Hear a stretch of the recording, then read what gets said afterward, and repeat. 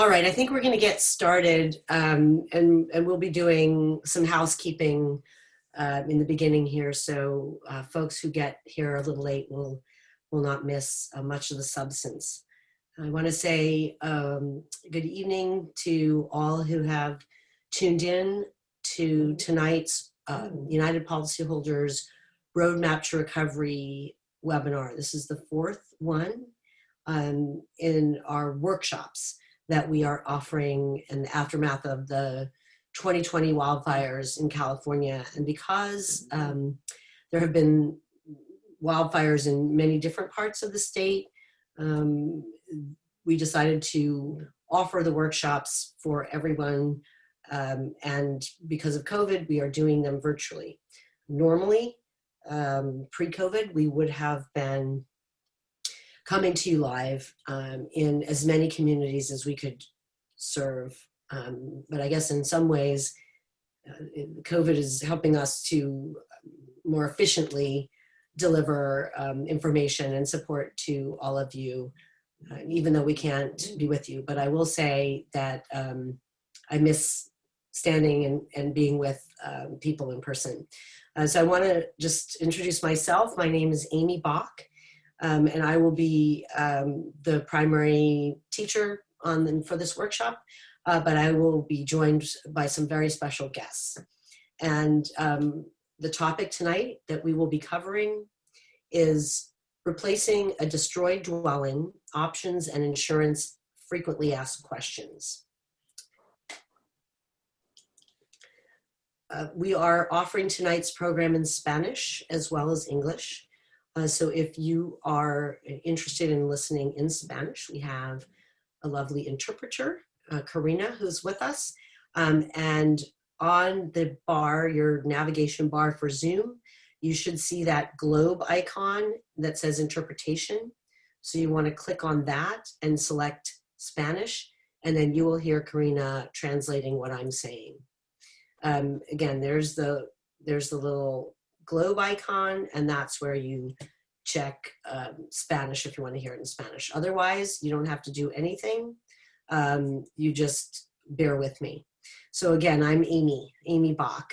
Want to tell you a little bit about United Policyholders so that you have some context for the information that we're bringing to you tonight. I co-founded United Policyholders with a person who had been working in the insurance industry her career. I'm an attorney. I have been a consumer advocate for my career. So we came together to create a nonprofit, safe and reliable information resource for insurance consumers, and also to be an advocacy voice. So we've been helping disaster survivors and advocating for insurance consumers since we were formed in 1991. We're not for profit, not for sale. We don't take funding from insurance companies, so we can have an independent voice. And we are a charity like the Red Cross or the Sierra Club. And we are here to do good, not to sell you anything. We cannot be your lawyer or your representative one-on-one, but we have a lot of knowledge to share with you and are very much on your side. We're funded by donations and grants, and we are trusted and respected across the nation. A little bit of quick fine print. This workshop is intended to be general guidance, not legal advice. If you have a specific legal question, we recommend you consult an experienced attorney. We don't endorse or warrant any of the sponsors listed on our website in our Find Help directory or those who speak at our workshops. We invite them as educators for informational purposes. The information we're bringing you tonight is coming to you through our Roadmap to Recovery, which is one of our 3 programs. Team Up is how we refer to our whole family. Our professional staff, our government and nonprofit partners, and our volunteers. Our volunteer corps is a very important part of how we are able to have so much technical expertise and so much information to share with you. It's because we have a national network of volunteers that donate their time and their expertise to help you as a consumer of insurance and as somebody who has been impacted by a disaster, where insurance, of course, is quite important. Our volunteer corps includes previous catastrophic loss survivors, and then consumer-oriented professionals, damage and repair rebuild cost estimators, lawyers, public adjusters, tax and financial planning experts, construction and real estate professionals. We have put together a library for all those who've been impacted by the 2020 wildfires in California. You'll find it at our website. It's available to you 24/7 at your convenience. Tonight's recording will be available to you as a link from that library, as are the recordings of the previous 3 workshops that we have already done, which I'll explain about to you later on. And we will also, as we go through offering this series of workshops, as we do, each of those recordings will be posted for you to access. So if I get in the weeds and you're getting lost, do not stress. You'll be able to access the recording, go back, and play a part that you may have missed. So while I do encourage you to take notes tonight, I also encourage you to really listen and try to just let the information soak in with a relaxed, if you can relax your shoulders and try to let the information come to you, and don't feel like you have to do something immediately about everything that you hear about, okay? So you are just beginning a journey, you are just beginning a process, and the way that you need to get through it is one step at a time. And you'll be hearing a little bit more about that from one of our special guests. But this library is here for you whenever you need it. And what I think is the easiest way to use our website personally is that little magnifying glass, the search box. You can put a term in there. If you can't find what you're looking for, you put the word in the search box and it'll bring up all kinds of information. I want to thank the funders that have stepped up to support the work that we are doing to bring you timely and important information at this very difficult time for all of you. So we're very grateful to those who've donated to these foundations and then to the foundations themselves. I also want to thank our partners that make it possible for us to collaborate and tag team to bring you a roadmap to recovery that is comprehensive, not just insurance, mental health support and resources, government help and resources. So these are some of the partners that we are working with on the 2020 wildfire recovery. So again, today's topics, we will be hitting on dwelling insurance frequently asked questions. We're all about what your options are for replacing the home that was damaged or lost. What we are focusing on total losses tonight. Options for replacing a destroyed home, best practices and sources of help. Just a couple more little housekeeping matters. We've got 2 more workshops already on the calendar short term. One of them is next Wednesday, the 14th at 5:30. We will be taking just questions and we will be giving answers. So for both partial and total losses, if you have a burning question from tonight's workshop, next Wednesday will be your chance to ask that question. We will not have time tonight for a whole lot of questions, but if you do want to, if there's something that you need clarification on, you can use the Q&A box at the bottom of your screen there, and Mark Dillman, who's with us, our staff counsel, waving at you there. We call him the kid, but he's not actually a kid. He just looks young. We'll do his best to answer them. And then again, next Wednesday, you'll have a chance if you want. You can come back. Again, you can register for free and ask your questions. And then on the 15th at 4 o'clock, we will be offering a Roadmap to Recovery workshop just for renters. And I encourage you, if you have friends or neighbors that are renters, let them know about it. It's much harder for us to reach renters than it is for us to reach homeowners. So any help you can be in spreading the word about our organization and what we offer free of charge is appreciated. We are switching to 4 o'clock until further notice. Other than next week's webinar, which we had already advertised at 5:30, we're going to move to 4 because we're finding that it's pretty hard after 5 for everybody to be in peak mental state. If that becomes a problem for a lot of you, if you're working and you can't make a 4 o'clock, that's something that you can put into the Q&A box, and we will hear you. That's me. I've already told you that I've been a consumer advocate since 1984. That has been my life's work. It's kind of a weird life's work. I just identified that there was a real gap in information for policyholders, and the policyholders needed both safe information and also a voice, because insurance really does matter when something bad happens. It's very, very important that all of you understand your options and your rights as somebody who's paid for insurance, and then that you be able to use that insurance in your time of need. So I've dedicated my career to making sure that insurers behave fairly, and that's really, I think, quite important. I've written lots of books and articles, and the Yellow Book that some of you may have seen, I co-wrote that book, and I have to hobnob with a lot of elected officials as part of the advocacy work that we do. Our special guests tonight include Jim and Ann Pesout. Jim is a school teacher and Ann is a scientist. They live in Calaveras County.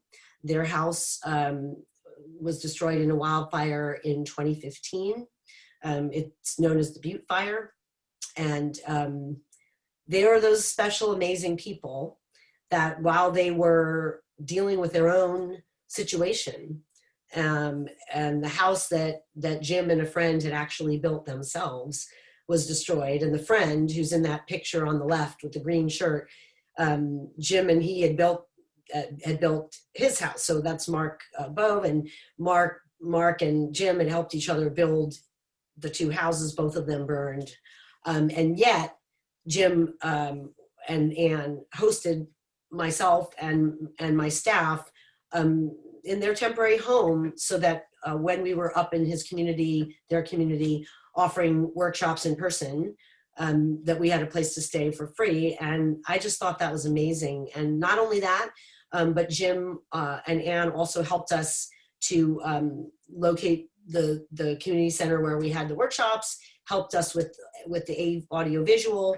And there we are in the picture with Ann distributing some holiday cards that had gift cards in them that had been put together by people who had lost their homes in a San Diego wildfire that were paying it forward to help Jim and Ann's community. They then joined Team Up and have been simultaneously on their own recovery journey while also helping others as volunteers. They've gone to local assistance centers with us, sat at our table and had those hard conversations with people. So Jim and Ann will have a message for you, I guess, right now. So Jim and Ann, thank you so much for being with us, and take it away. Okay. We want to say hello. My name is Jim Pesout. I'm Ann Pesout. 5 years ago, the Butte Fire roared through Calaveras County. It burned 70,000 acres and 500 to 600 homes and other dwellings. And among them was ours. One of the reasons it's important for us to be here, and we were so glad to be able to help out Amy in this whole process, is that we're what you might call living proof that even 5 years after, when the process takes a long time, you will get through it with the help of UP and your family and your friends and other people in your community. You will be able to survive through this whole process. We were able to get out of our house with a carload. We were fortunate in that way. It wasn't 5 minutes, it was more like 3 hours, and we were evacuated to a friend's house. And the next day we got word that the fire had gone through our area and our house was not burned. What great news. We were ecstatic. And the following day, we found the disappointing news that our house actually had burned. So I want you to know that you've been through some shocks already. And this is an opportunity for resilience on your part. Things are going to change. You're going to have to adjust over a period of hours, days, weeks, months, and I wish I could tell you it was going to stop there, but it will be years as you move through this process.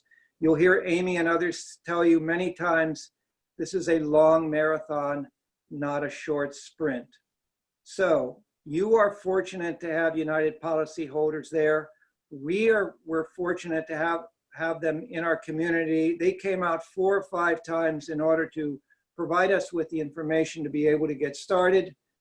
They got us started in the process. They taught us the lingo, and we were able to take it from there. We are eternally indebted and grateful for their assistance.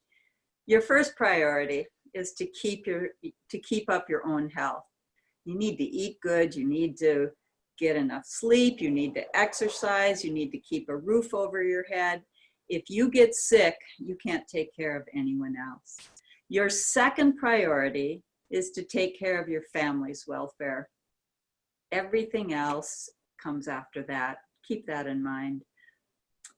Keep your correspondence with your insurance adjuster friendly, but you do need to remember that your insurance claim is a business transaction. They're a for-profit business, and you know, it's a contractual business that you're working with. You want to be sure that you are getting what you paid for and what you're entitled to. And you're going to trust that they're going to give it to you, but you need to verify. Trust but verify. You're going to have many adjusters. I think we had, how many, 3 or 4 or 5? 5. Keep a notebook on all your communications with who you're talking to, when you're talking to, what you talked about.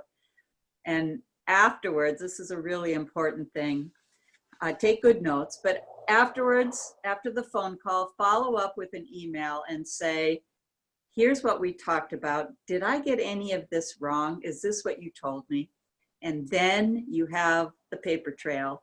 When you get to a new adjuster, if they say, well, I don't think that's right, I didn't say that, you can say, you know, here's the paper trail to resolve those problems. You want to be able to do that. It's a really easy thing. Just always send an email and ask them for verification. Deal with your adjuster with email. And if you're too frustrated, you're too angry, you're too emotional, and you can't keep calm, don't make a phone call.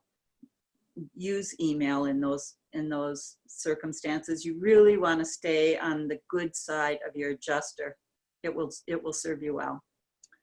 Make sure you ask UP all the questions that you need to have answered.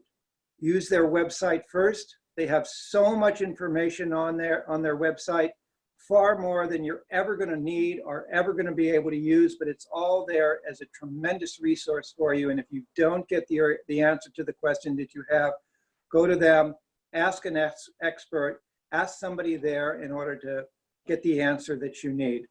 Go slowly through this process. Whatever you do, don't react to situations, act in your best interest. This is very important because it's a trying time for you, and there is a tendency to act too quickly.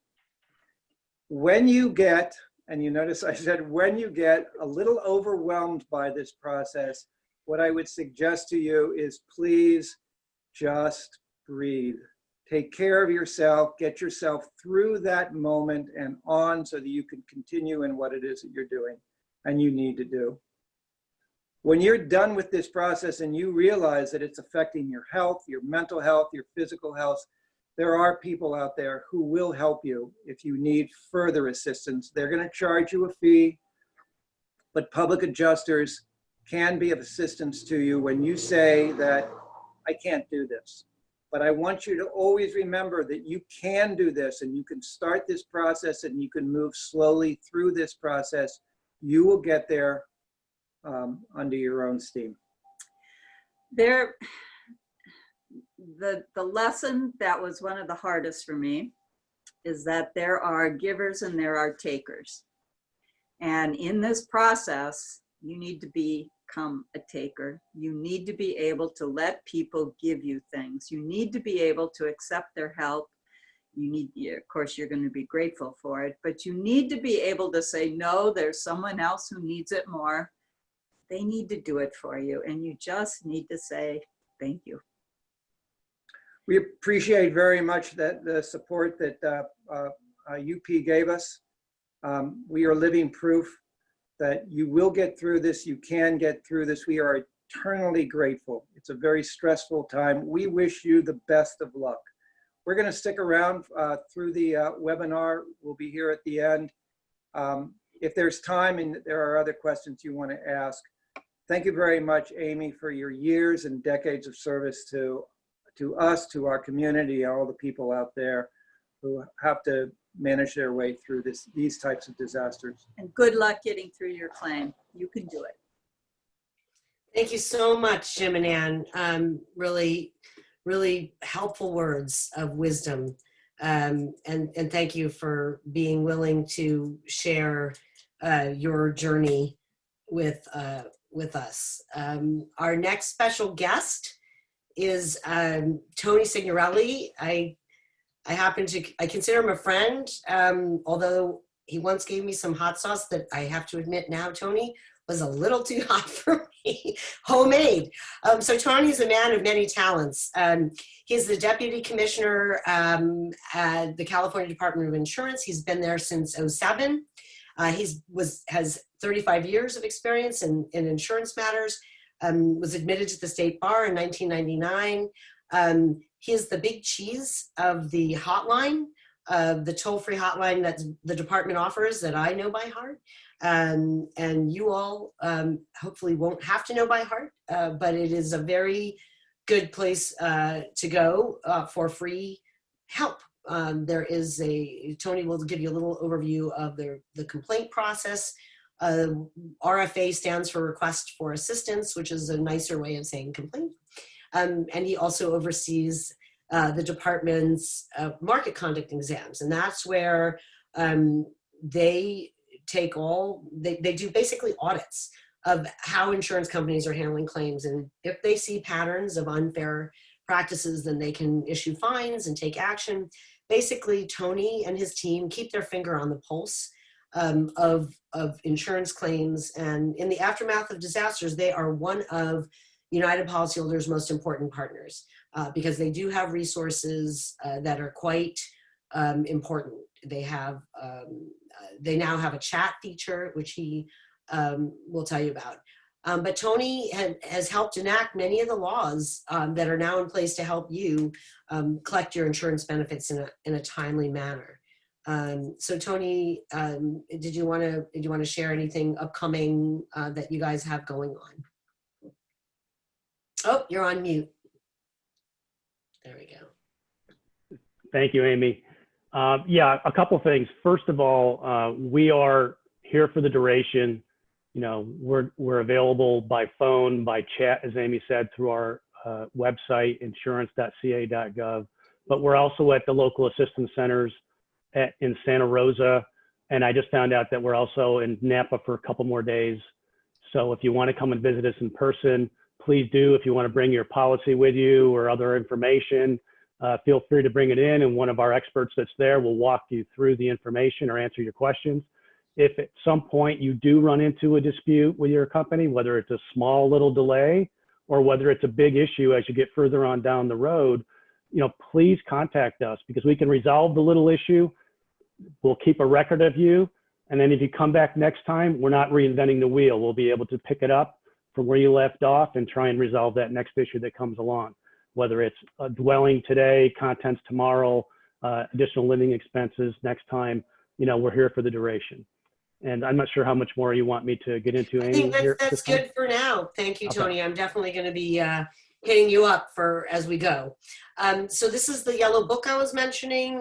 For those of you who are in Santa Cruz, I understand that we were giving them out down there. The local assistance center is not open anymore, but you can always get one by emailing info@uphelp.org. This is particularly good for people who are not using the internet. So if you have friends that are just either Luddites or they're seniors and they don't feel comfortable with a computer, so they're not accessing our workshops, this is a really nice tried and true guide. It's got a whole bunch of chapters on all the stuff we cover in our workshops and on our website. And then it has a whole inventory series of lists, so to jog your memory.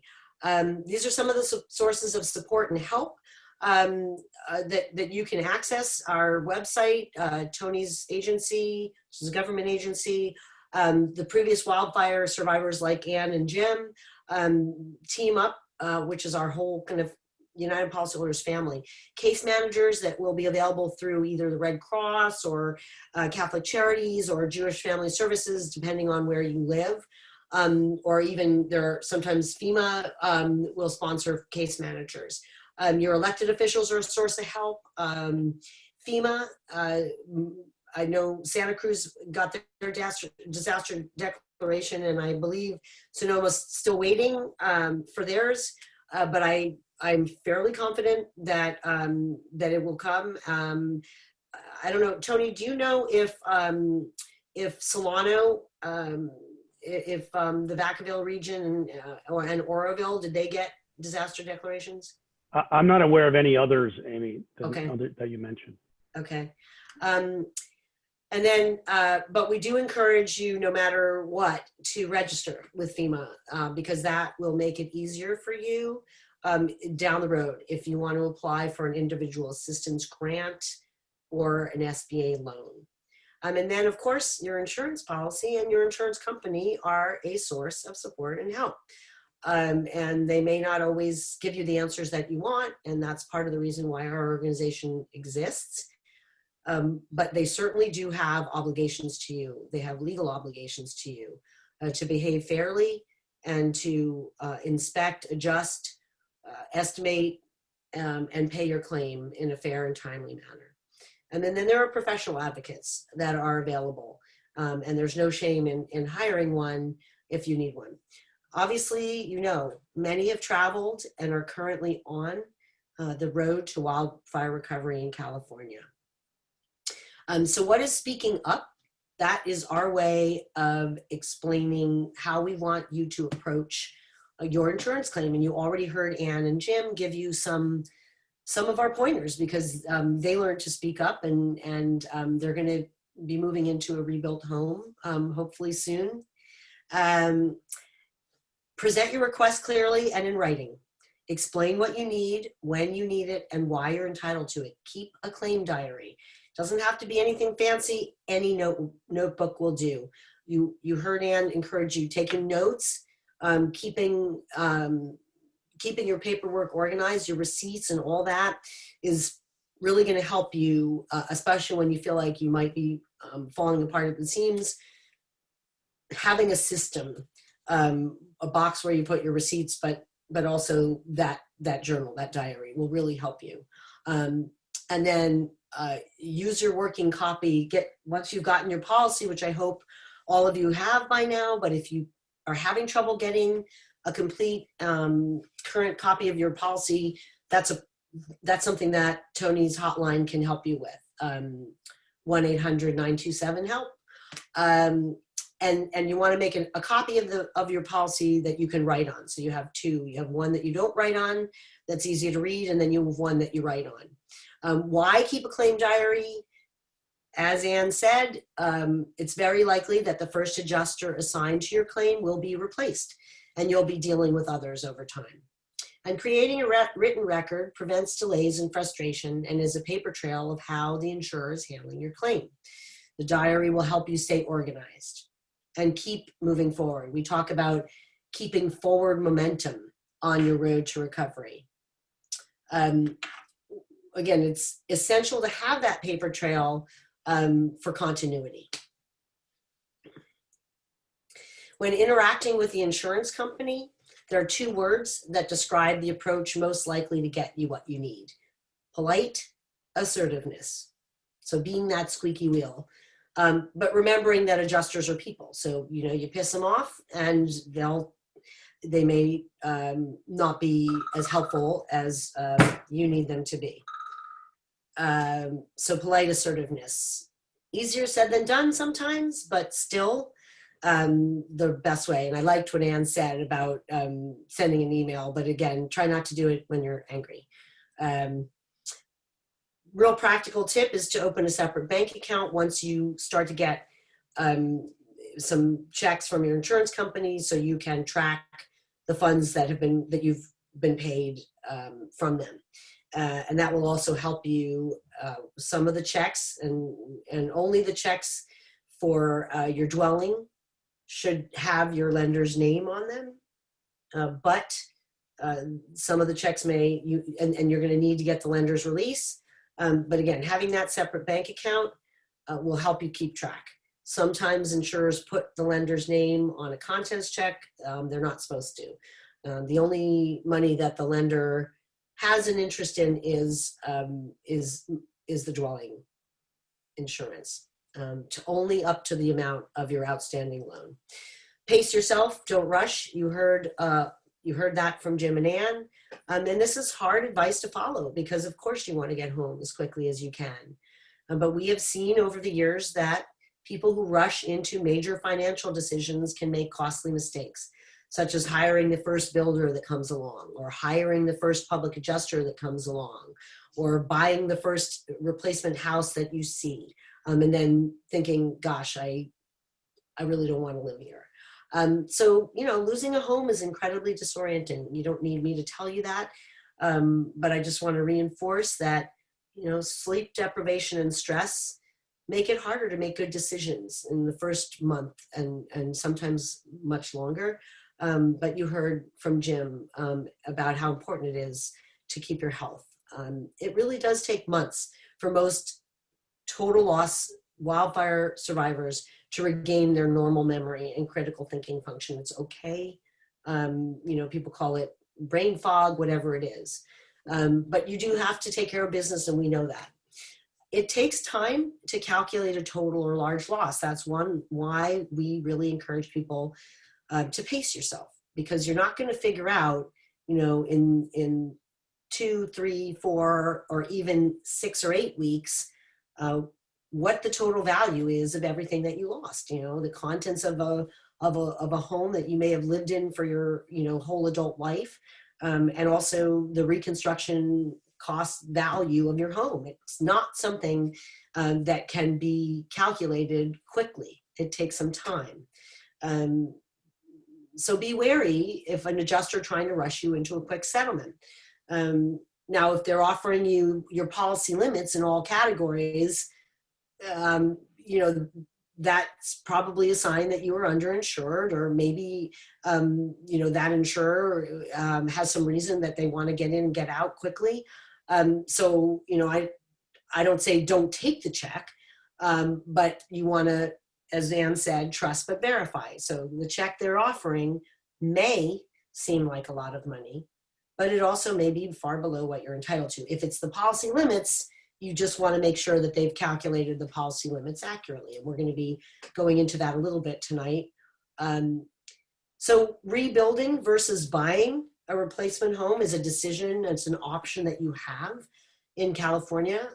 And we will be doing a workshop just on that topic down the road. And we have lots of information on our website about what your options are if you want to replace your home by buying.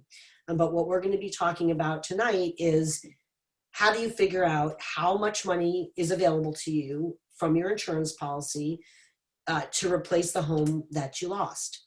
Whether you're going to rebuild or whether you buy, you still need to get to that number, unless your insurance company offers to cash you out for your full policy limits, in which case all you need to do is make sure that they have calculated your full policy limits accurately. But that's pretty unusual. Normally, you're going to have a lot of back and forth with the insurance company over what they owe you for the dwelling. That's sort of the big ticket item. And we know there's pressure to grab available builders, and a lot of chit chat going around in wildfire areas about shortages of good builders, and people think, I got to grab so-and-so before he commits to building my neighbor's house. But again, because we've had a number of wildfires each year now for the last 6 years, there are a lot of builders now out there that know how to do a good job on a residential loss, and so there are more available. Now, that's not to say that there's a great builder waiting on every corner, but rushing to make a decision is generally not the best idea. But if you do that, there's no judgment on our end. We say there's no one path to recovery except the one that works for you. But you heard Jim say it, it's a marathon, it's not a race, okay? So you got to pace yourself. And then, of course, you want to consider the option to buy a replacement home versus undertaking a major construction project, which is not for everyone. What a good place to start in deciding how you want to replace your destroyed dwelling is to figure out what you've got to work with. How much insurance do you have? How much money is available to you from the policy that you have purchased? Is it enough to put back the home that you had? Do you want to replace the home you had? If you're underinsured, what are your options? Build smaller, build cheaper, build creatively, buy instead of rebuild, use loans or savings. Those are some of the options. We will be offering a separate workshop just on remedies for the underinsured, or you can also watch some of the previous workshops that we've done. So here are those options. There's where your destroyed home was. You've got basically 4 options. Rebuild the house as it was on the lot, same house, buy elsewhere, anywhere in the United States, start again. Rebuild the house as it was, rebuild a different house. So there's the house as it was, there's a different house, buy elsewhere, or rebuild elsewhere. So those are basically your 4 options for replacing your home.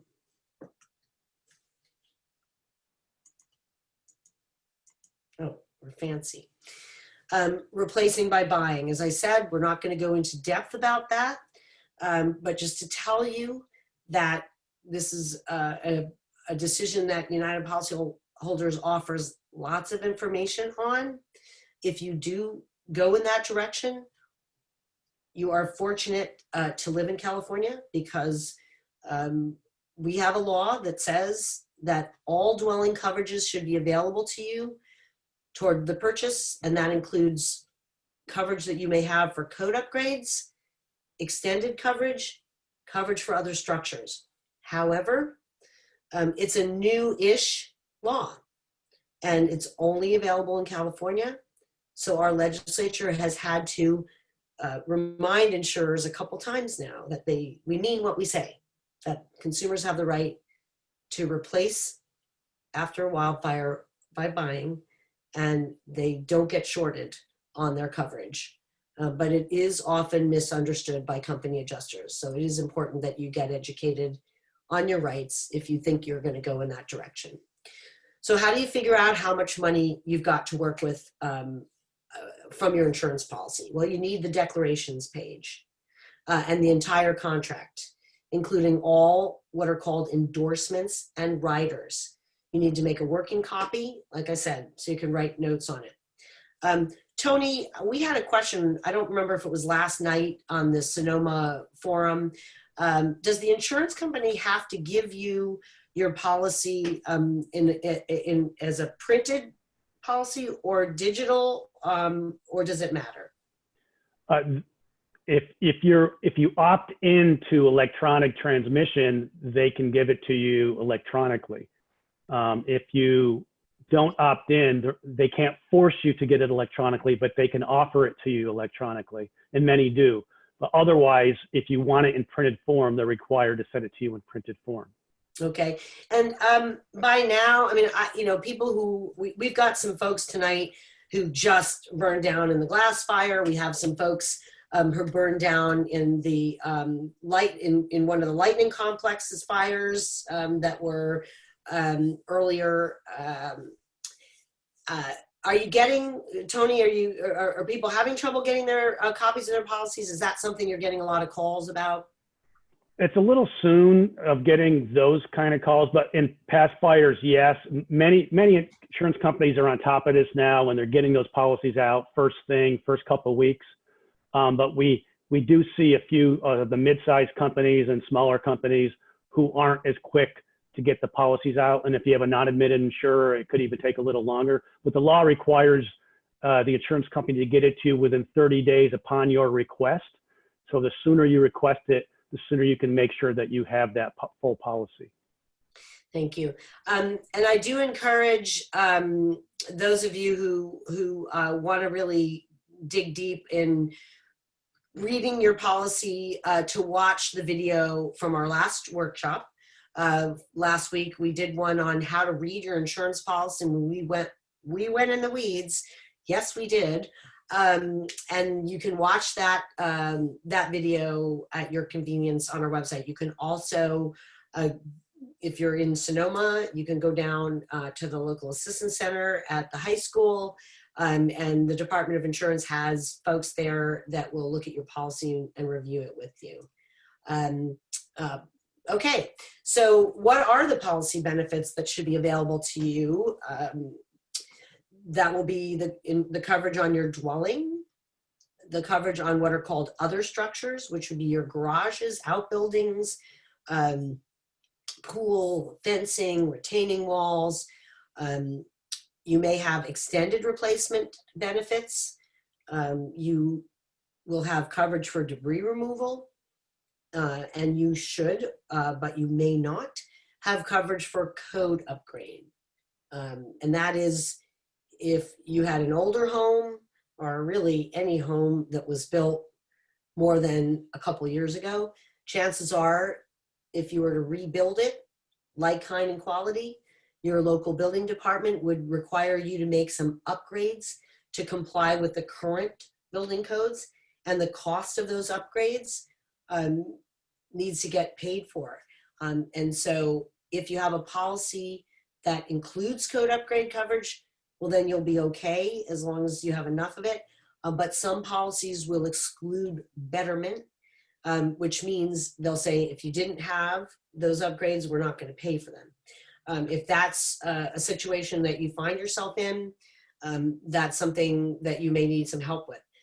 In many of the impacted counties, they're still getting organized with the resources that they're offering through their planning departments. I know Sonoma has a handout that lists all the code upgrades that you may need to make. Santa Cruz is working on that. And then you may also have inflation coverage, which is a percentage that will increase the amount of your dwelling coverage. Which kind do you have? Mark, if you want to take yourself off mute, and actually, you know what? That's okay. Tony, do you want to tell us what this is that we're looking at? Sure. This is the disclosure that every homeowner's insurance company is required to send you when you sign up for the coverage, and then every other year on your renewal. And it'll tell you whether you have actual cash value coverage, which is the lowest level of coverage, replacement cost coverage, which will replace what you had, or extended replacement cost coverage, which if you don't have enough in your policy limits, you'll get that extra 25 or 50% that Amy referred to. And then you could also have guaranteed replacement cost coverage, but that's very rare in California these days. And then it'll also tell you that box would be checked if you had building code upgrade coverage, which Amy just spoke of. Yeah, so these are the different kinds of policies that are out there. And so you will have one of these. If you have a mobile or manufactured home, you're generally going to have the same 4 buckets of coverage that we are talking about tonight. They're generally, most insurance policies label them A, B, C, D, but some of the insurance companies use different language, but they're buckets of coverage. And for those of you who have mobile or manufactured homes, your biggest challenge typically is going to be how the insurance company values your home, because the policies on mobile homes typically depreciate the asset quite a bit, and that makes it hard. So that can be a fight if you have a mobile home. So how do you figure out how much insurance is available to you? You take the base limits that are available there. This is what's called the declarations page. That's the most important key to understanding what dollars are available to you in the policy. So the base limits, those are the dollar amounts that you see there, A, B, C, D, plus what are called endorsements, which are basically add-ons or riders or changes or additions. Plus, sometimes within the policy, there will be more information about how much is available to you. But basically, it's the base limits plus the endorsements that tell you what your maximum available benefits are. And Mark, if you're, now I'm going to ask you to unmute. If you're there, there you are. If you want, can you just tell us what are we looking at here? Sure, thanks, Amy. And so again, yeah, we're looking at the declarations page, and what we have circled here is the dwelling portion that's listed. And as Amy mentioned, you want to look beyond this initial number. Today, we're going to be talking about dwelling limit and that coverage B, which is sometimes grouped together, oftentimes in state farm policies. And don't only depend on that number. As Amy was just talking about, there are endorsements that are listed often on the declarations page, but they don't always paint the full picture. So what Amy and Tony were talking about, I cannot emphasize this enough. Request a full copy of your policy so you know what is included. Look at the back, of those endorsements are often thrown into the back of that policy. Actually request a copy of them and read them to make sure that you know what's actually there, because if you're relying on these initial numbers, that coverage A, that $300,000, you may be missing out on benefits and not even realize it. Right. And so here, this person had, they have their base 300,000, but then they have this limited home replacement cost endorsement. Now, Tony, this thing here says 150%. And I know that some, math, people make jokes about lawyers, like I went to law school because I couldn't do math. Otherwise I would have gone to business school. Not true in my case. But some policies state it as 150%, but some state it as 50%. Is that right, Tony? Yeah, it depends on what language they use. It could be 50% on top of the coverage that you had. So it'd be 50% of the 300,000 added to the 300,000, or it could be the coverage you have is replaced by 150% of that coverage. So it depends on the language in that endorsement that Mark was just talking about as to how much that adds up to. Okay. And then this one, of course, I like it because it states the dollar amount of the building code upgrade and you don't have to do the math. But you will have to do math if this is what your deck page looks like, because you have to do the 150%. Here's another declarations page, another example where the person has 210,000 for their dwelling, 21,000 for their other structures, and they don't have any extended replacement endorsement that I can see in this. But again, this is why I encourage you to go back and watch the video from the last workshop we did on how to read your policy. So what is this extended replacement coverage? Well, it's a bump. It's a bump to above the basic. Most home insurance policies sold today have extended replacement provisions. Tony and I and UP, and we've been working together for years to try to make this extended replacement provisions mandatory after disasters, because time and time again, United Policyholders does a survey of people who lose their homes in wildfires, and 2/3 of the people say they didn't have enough insurance on their dwelling. And, that's what these extended replacement provisions are for. It's for extraordinary circumstances. And so we want, if you have this extended replacement coverage, you want to make sure you get you do the math and you get the full amount that's available. Most of the time you're going to see it on that deck page where we were just looking. And the limits vary. Some insurers describe it as 10%. Some of them say 200%. And it can be confusing. And it's something that you need to do if you do math yourself, and then run it by somebody either at the department or United Policyholders, and just to make sure that the math is right. And most policies only will apply this bump, this benefit extension, to your dwelling coverage, but some policies will apply it to some of your other categories. Here's a sample of what an extended dwelling coverage might look like. In this one, this person gets an additional 50%. That's the kind of math I like. It's easy.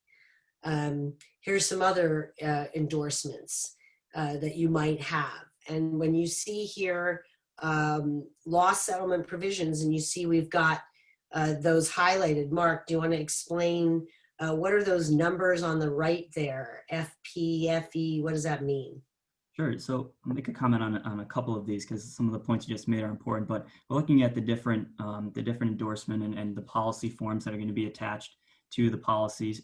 So again, emphasizing the importance on getting that full policy and matching up what you have in your hand, what you're paying for that policy, and what coverages you have. I do also want to point out an important point that was on the last slide is that this extended replacement cost coverage is called different things. So you're going to want to look out and search for. I'm sorry, the two back. You're going to want to search for these different terms. And yeah, so now we can. I think the naming conventions vary. Looking for extended and replacements. If you can go back to the other one for a second. Okay. Oh, no, I'm sorry, the forward too. I apologize. I'm sorry. Okay, I was going to make everybody dizzy. I apologize, I wasn't clear. That's okay. That's all right. Back to the examples. Yep, I think one more. Yeah, so you'll see this is a State Farm policy that calls it an option ID, and I believe that's increased dwelling. You'll see on the right side the limited home replacement cost endorsement, and so search for those different terms in your policy. Don't only search for extended replacement cost. And as we were discussing, most policies do only extend that coverage A, but this one right in the middle on that right side there, you'll see dwelling and coverage B, other structures, is increased to 150% of the respective amounts. There you go. We see the differences in percentages and which coverages. Okay, Tony, in the complaints that come in or the requests for assistance that come in, how common is it that people are confused about how much extended or option ID extra coverage they may have for their dwelling? It depends on when they come in. If they come in the first month or so, it's very confusing. So the first thing we do is we'll develop a worksheet. We're doing it at the local assistance center, but we're also doing it if you contact us, of all the coverages that you go through and adding up all those percentages and giving them a full picture, including the landscaping and the cost per trees and all that, to give them a full picture of the conceivable total amount that they could get if they can prove that that's what it would cost to rebuild. That's the first thing we would do. But yeah, we do get that complaint early on. Yeah. Okay. So there are some resources for you on the math and in reading your policy. And we're going to show you an example of a worksheet that may be similar to what Tony is talking about. So code upgrade coverage, I hit on that a couple minutes ago. Most home insurance policies, but not all, have some extra coverage. 10% is common. Some on top of your coverage A, some added as an extra limit, and this is for those enhancements that your local building department will make you or would make you do if you were to rebuild. And you'll see there in the last bullet point that there's a law in California that is very clear. That if you don't rebuild, but you replace by buying, you still get the amount of money that you would have had to spend on code upgrades to replace your home as it was, that code upgrade coverage, those benefits, the money from your policy in that category, that bucket, should be available to you toward the purchase of a replacement home. But this is an example of, Mark, do you want to touch on this? I see this must be State Farm. They like that word option. So this kind of hits on what you were just discussing, looking to see right now whether the code upgrade coverage is in addition to the amount of insurance or whether it's included in your coverage. So that's an important distinction that could be an extra 10, 15, 20% to your policy, especially if you have an older home. That might be, those might be very important last dollars. So keep an eye out. A lot of policies are additional, but not all. So I think that's all we wanted to highlight here. Right. And we're basically talking about digging for dollars in the wording of your policy. And I didn't really go into much about this earlier, but it just goes without saying, but I guess not, since I'm going to say it now. Insurance policies are super confusing. The language is not easy to read. And, I have seen judges stumble over the words in insurance policies many a time.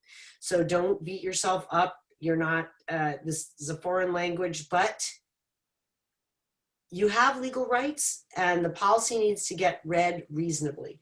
So if something's not clear to you and you have a reasonable interpretation of it, that can help and that matters. And this is another example of how your policy might talk about building upgrade coverage. Now, trying to figure out if you have a bump, if you have extended replacement cost coverage, if you have extra coverage for code upgrades, it's a matter of digging in the wording of your policy to try to figure it out. Mark, do you want to explain these 3 examples? Sure. So I sound like a broken record here, but again, these examples and what's listed in your declarations page shows the importance of requesting that policy and seeing what is actually there. The top left example, again, this is one we went through, but some declaration pages are clear. They show you that you have this extended coverage. You can see it right on that individual sheet that many of you may already have a copy of or access to without the full policy. But then you look at the example on the top right, and it just says replacement cost. And you see on the deck page that you're paying an extra premium, but you might not know exactly what that means. Is that, is you're getting replacement cost instead of actual cash value for a certain coverage? Is this an extended replacement cost? You're not sure. And some declaration pages will just list, the policy form, the policy number, and you might not be able to tell. I know this bottom image is hard, but the basic concept is if you're just seeing a long list of numbers and letters, you might not know what that endorsement actually means. So again, and I apologize, I'll probably say it again before the webinar is over, request that full copy of your policy so that either you or you can have a professional read it and see what's actually in there. Right. So don't feel bad if it looks like a foreign language. Eventually you'll be speaking insurance just right along with us. Okay, so coverage B, that's your other structures. And this is an example of a policy that includes 30,000 for other structures. And insurance companies use different language. For some of them call them dwelling extensions. Some of them call them other structures. It's usually either a percentage of coverage A or it's a set dollar amount. Here's an example of how different insurance companies will use different words. The one here, this is an example of a farmer's policy. They talk about separate structures. And then here's another one, a different insurance company that talks about dwelling extensions. So it really does depend on your policy to figure that out, how much money you have available for those separate or other or additional structures. Debris removal. Commonly, you will have a bucket of coverage for debris removal in your policy. It might be an additional 5% of your, on top of your dwelling coverage, or it might be up to 5% within your policy. For purposes of tonight, what you need to be aware of now is that you have options. Removing the debris from your property is one of the first decisions that you will have to make because the county and your local officials want to remove debris as quickly as possible. So for safety and health. And so you can either use a private contractor, or if your locality is offering a coordinated debris removal program, you have the opportunity to participate in that and assign your debris removal insurance benefits to whoever is coordinating. It's very important that you make sure if you go it on your own and you hire a private company, they must comply with county requirements for the removal and disposal of anything that's hazardous at the lot. And note that I know State Farm has some complications on how they calculate what you're entitled to for debris removal. Just a couple important points about debris removal is if you're gonna go and you want to sift and you want to go through the ash and see if you can find anything, any mementos. We know people who have found wedding rings and things. Not for everyone to do this. It can be very, very upsetting to do it, and it also isn't the safest. So if you are going to do that, there's a couple things that are important. One is to wear safety equipment, and two is take pictures of the debris, but be safe. And if you just can't face it, it is a good idea to have somebody take pictures of the debris before it gets taken away. And that is because sometimes the photos of some items that you can see in the debris may help you with your inventory. Tony, is there anything that you want to add on coordinated debris removal from what you know so far? I know Santa Cruz is still working on their plan. The only thing I'll add is if your county ends up going for the consolidated debris removal program and you have questions, there's going to be some community meetings, usually virtual now, and you'll be able to get some questions answered. Either someone from the department or someone else should be able to answer them. If not, come to us and we can give you information based on your policy, what we think your obligation would be if you went through the consolidated program, to give you an idea of how you can compare that to what a private program might charge. Okay.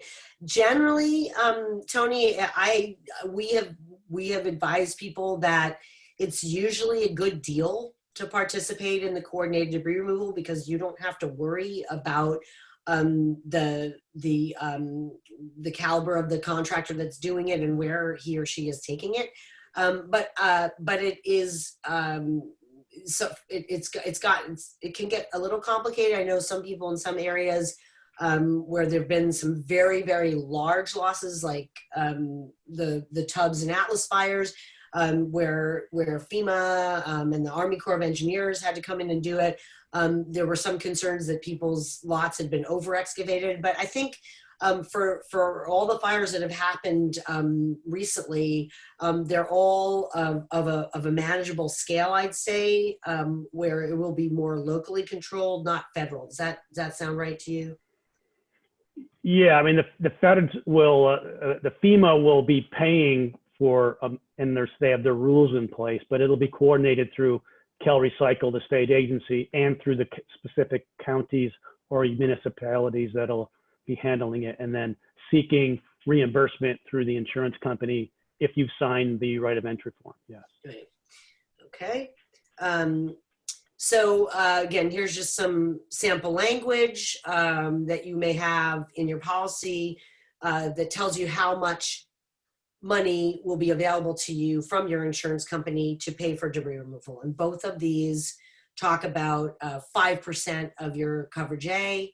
The one on the left gives you an extra 5% above your coverage A. And so does the one on the right. Inflation coverage is one more piece of math. Most policies have a small inflation formula that will be applied to increase your coverage A.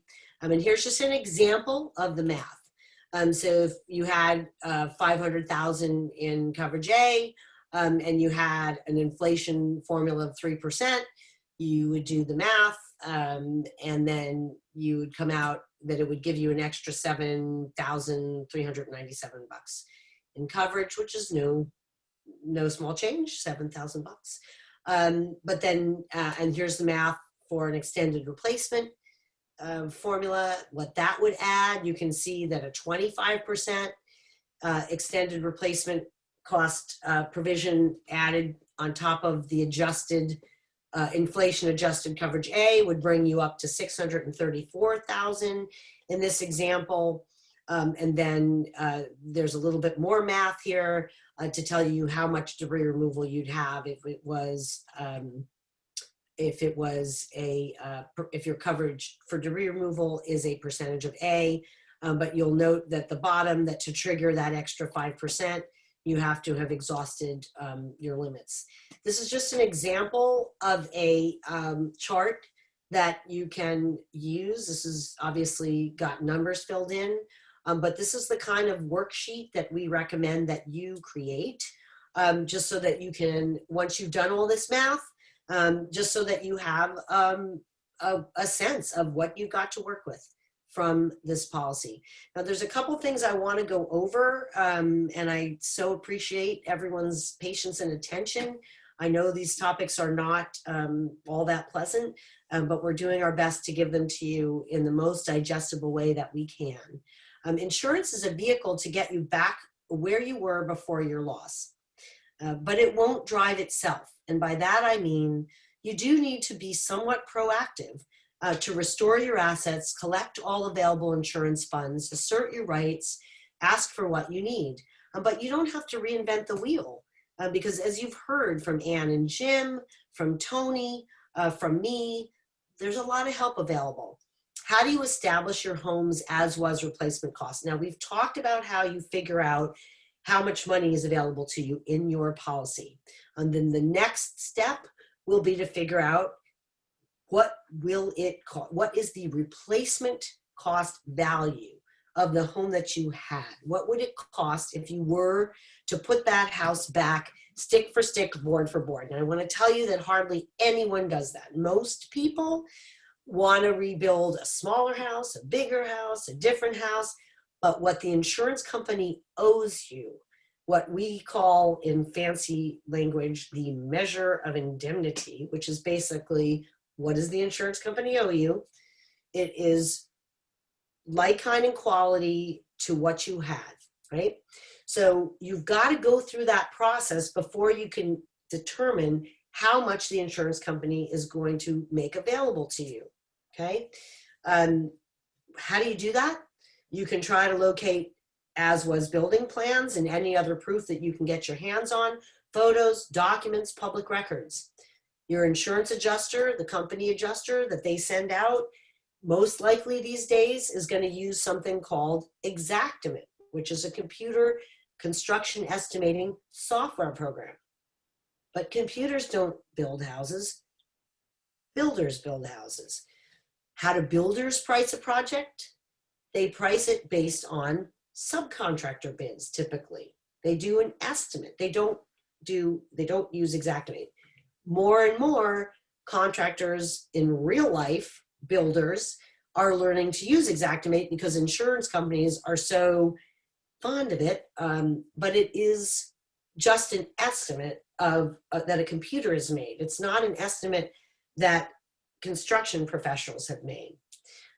So what we say, and you heard it from Ann, trust but verify. So if your adjuster says, we've done all the math, we've tallied it up, we know how much it would cost to put your house back because Xactimate told us, you can say, thank you, and then you get a second opinion from a real builder in your area based on real subbids.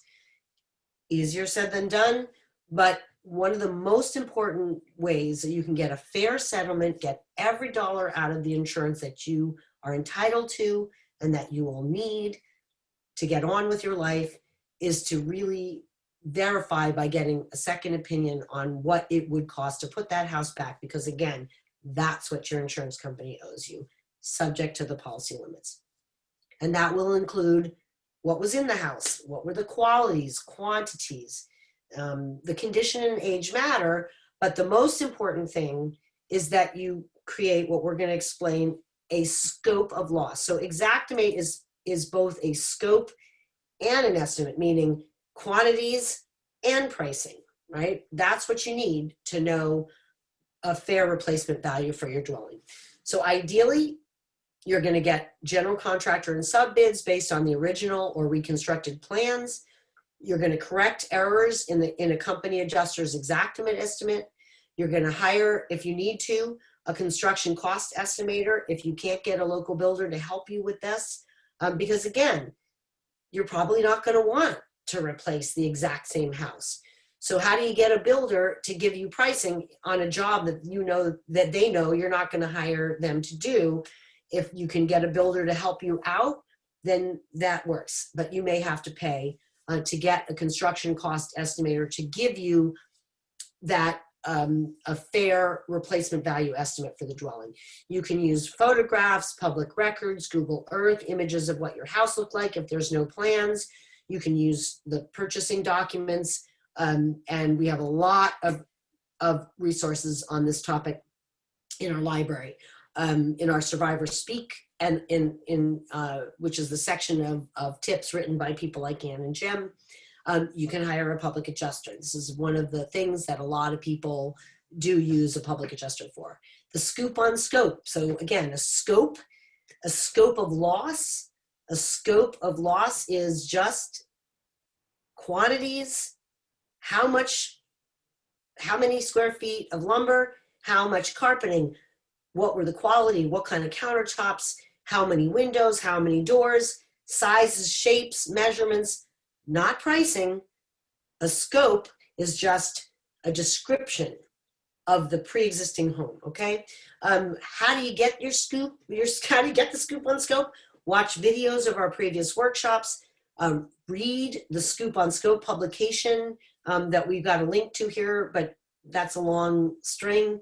Just put scope or Scoop on Scope into the search box at our website, and then stay tuned. We'll be offering a clinic on that. Couple more things. Ads are ads. You heard Ann. Think of your insurance claim as a business transaction. Your objectives and theirs are not the same. They want to minimize the money they pay out your claim. They're a business. You want to maximize the money. An adjuster may be friendly, but they're not your friend. They're a trained negotiator. Should you expect a fight? No. Some claims go smoothly from beginning to end, and we hope yours does. But when large dollars are at stake, disputes often arise. Getting informed is the best way to avoid problems. Little bit of creativity on your additional living expense. Fair rental value versus as incurred is one way that you can calculate the value of how much money you're entitled to for rent. I don't want to go into this in great detail here. We're getting late in the evening, so we're going to try to skip through some of this. But this is just a few points I want to make. There's some, your adjuster may try to tell you that everything's black and white, the rules are black and white, there's no changing of the rules. And that really is not true. There's a lot more flexibility in the situation than an adjuster may tell you. And so if you want to use your ALE or additional living expense benefits to buy a fifth wheel or a tiny home or an RV because you want to live on your lot while you're rebuilding, you can ask for that. There are different ways to get at a settlement. Loss settlement provisions determine how your loss is going to be settled. The two main things that you need to know are replacement cost versus actual cash value. That's how they're going to value your loss. The flow of funds. Tony, I don't know if you're taking a break or you're there. Thank you. Tony, our people, you guys negotiated the voluntary claims reforms that allowed people to get cash advances on ALE and on their contents. Some of the insurers were saying they were no longer abiding. The legislature has said now that's the law. What position is the department taking on people's entitlement to cash advances on their insurance benefits? Well, most insurers have been voluntarily abiding by our request that they pay advance payments, 25% of contents, 4 months of additional living expenses up front to get people going. If the company is saying no to you, come to us, we'll talk to the company, and we should be able to resolve that issue. Okay. But as Amy said, a new law was passed this year that doesn't go into effect till next year. So it doesn't apply to these particular losses, these claims, as far as mandatory. But most insurers have said yes. And if they are saying no to you, come to us and let us take a look at it. Okay. So those two, ACV stands for actual cash value. That's the depreciated value. RCV, replacement cost value, replacement value. So we talk about the Craigslist price, how much somebody would have paid the day before your loss versus how much it's going to cost you to replace a destroyed asset. Those are the two terms in your insurance policy that determine how much your insurance company is going to pay you for those items and when, okay? And we're just going to go quickly through this because we're really trying to give you an overview of your options for your dwelling. You will get, in most cases, you will get an ACV payment. And then when the value is established, and then once you start to incur or repair or replace, you can start putting in requests for replacement value. You have a lot of rights under California law. You are in a state that protects consumers. This is just a very general explanation. Your insurance company has to give you a telephone number for you to call. They've got to obviously give you a copy of your policy. When you have a claim, they have to give you an itemized written, there's the word, scope of loss report, okay? And there are all kinds of rules for how quickly they must respond. They have 40 days to pay or deny. Tony, how is it that we've got this rule about 40 days to pay or deny a claim, but people like the Pesouts, it takes them years? How does that work? Why does that happen? Yeah, I mean, it's a little complicated, but the first 40 days is 40 days to affirm or deny the claim. And then after that, they have 30 days to pay after they've affirmed the claim of the amount that they affirmed. So technically it's 70 days, but also it's 40 days to affirm or deny the claim from proof when they receive what's called proof of claim. And so that would be once they've gotten either they've completed their estimate and that's the amount they're willing to pay, that's proof of claim, or your estimate, they then take that in. They have 40 days to say yes or no to all or part of it. Once they say yes or no, then they have 30 days to pay. But yeah, it is a little complicated, but even with that 70 days, many companies prolong it based on if it's a large loss, every 30 days they're required to give you a status letter saying, we can't really affirm or deny yet because we have this and that to do. We have X, Y, and Z to still complete yet, and we expect to complete that in a month or 60 days or whatever it might be. So it really depends on the size of the loss and the complicated nature of the loss. But if you're in that situation where you think it's going on too long, please contact us. Let us take a look at it, and we could at least get things moving along in the right direction. Okay. So again, I think that, you probably got this quite clear already, that this new normal that you're in, of trying to figure out insurance and rebuild costs and all that, is a lot more, it's not black and white at all, actually. So even though the law says, your insurance company is supposed to pay or deny, within that set number of days, it does often take years. And that's why we say it's a marathon, not a sprint. And that's just because, like I said, it takes a long time to estimate a loss, and insurance companies are businesses, so they watch their bottom line. And for a lot of you, it will take you a while to figure out what you want to do, whether you want to stay, go, and all that.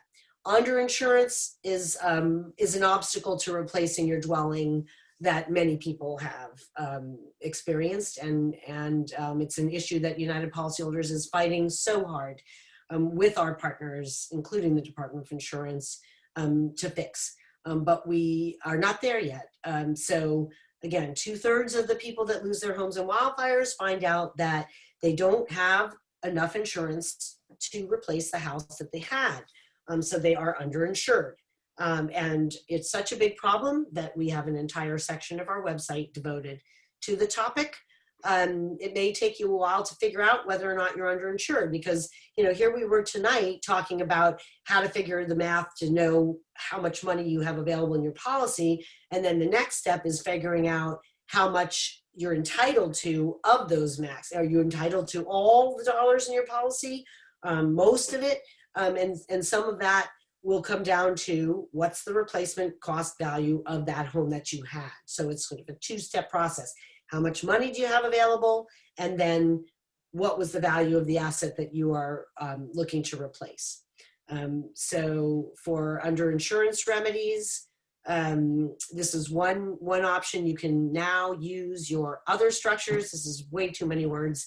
It's late in the evening. The bottom line, you can use your other structures coverage towards your dwelling if you are underinsured. Remedies for the underinsured, you can view past workshops on this topic on our website, or go to our underinsurance help section. For sure, we'll be offering a webinar on this topic down the road. Fair evaluation of your losses, that's what you're entitled to. What's lowballing? Lowballing is when an insurance company undervalues your loss, offers you less than the actual cost to repair or replace. Why would they do that?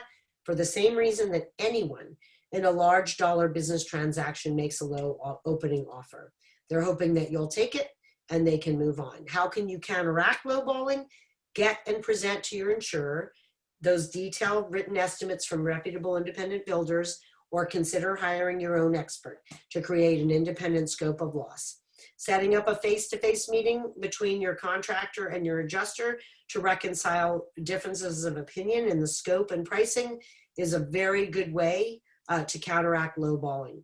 I hate to be the bearer of this news, but scams are very common after disasters. It's appalling to think that anyone would try to prey or profit on disaster victims, but there are people like that out there. Particularly in the construction trade, if somebody comes in from out of town, it is so important to check references before you hire anyone, so you don't get into a situation where you've paid an upfront fee and then somebody walks off the job and doesn't finish. We offer questions to ask a contractor at our website, and of course the Contractors Licensing Board is a free resource for you to check the status of any builder. You got to get their license. You can very easily run it by the Contractors Licensing Board. And then of course the Department of Insurance is there to help protect you. Public adjusters, you heard Jim mention that. You can hire them if you feel that you can't handle the situation. They work on a contingency fee, meaning that they get paid a percentage of what they recover from your insurance company. I'm sure all of you have already heard of them. They market pretty aggressively in disaster areas. They're just like any other professionals. Some of them are great, some of them are not. So a red flag should go up if you encounter one that's really trying to rush or pressure you into hiring them. We really encourage you to take your time. The pros and cons: a diligent PA can take the weight off your shoulders by fully documenting your claim, standing in your shoes, and negotiating a higher settlement than you might get on your own. But the cons is an overloaded or an unethical PA can further delay your claim, make matters worse, and or diminish your settlement. One thing we say: make sure you only hire a licensed public adjuster. Ask for their license and check it. Ask for references and check them.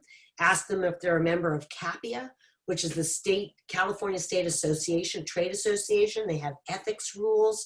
NAPIA, same thing. If they're a member of one of those trade associations, that's a good sign. So keep up that paper trail. It's very important. Learn to earn. So know your policy limits. You did yourself a huge favor by sitting through tonight's session. And if you couldn't make it all the way through and you're watching it on a replay, that's fine. Only you know the condition of your property and things. Use our sample letters. Get help from the department and or the kind of claim help professionals that you will find in the Find Help directory on our website. Here's the toll-free number again for the department. I know it by heart: 1-800-927-HELP. Best practices, just to repeat: get it in writing, keep things professional. When you're communicating with your insurance company, be concise and to the point. Let them know clearly what you want. Try not to vent. Try not to send them 5 and 10-page letters. Adjusters are typically overloaded. They're not going to read it. Try to really keep things professional as much as you can. Time is on your side. Statistics show the longer a claim stays open, the more money the insurer pays. Ask for advances and extensions, and then just recognize that fully and accurately documenting and valuing a major loss takes time. So give your insurance company a chance to do the right thing, but don't be a pushover. Knowledge equals power and money. The more you know about your rights, the more benefits you will recover to rebuild your home and life, and the smoother your claim will go. We're here 24/7 on the web for you. You can go back and watch our insurance recovery orientation that I taught on September 12th. You can watch how to read and understand your policy. Sandy Watts was our lead teacher for that one. You can watch those. She did one last night for partial homes. Let your friends and neighbors know about us. Stay informed. You're already on our mailing list since you registered for today. But know our website by heart. We're going to be there for you all the way through, as much as we can. And I know this definitely will not be the final workshop. I know a lot of you asked questions tonight. We may not have gotten to them. So I want to remind you that our next Wednesday, we will be offering the Q&A webinar that you can register and participate in and ask your questions again. We've gone 90 minutes, and so I want to just thank again our guest speakers, Tony, Jim, and Ann. Thank you, Mark. Thank you, Karina, our interpreter.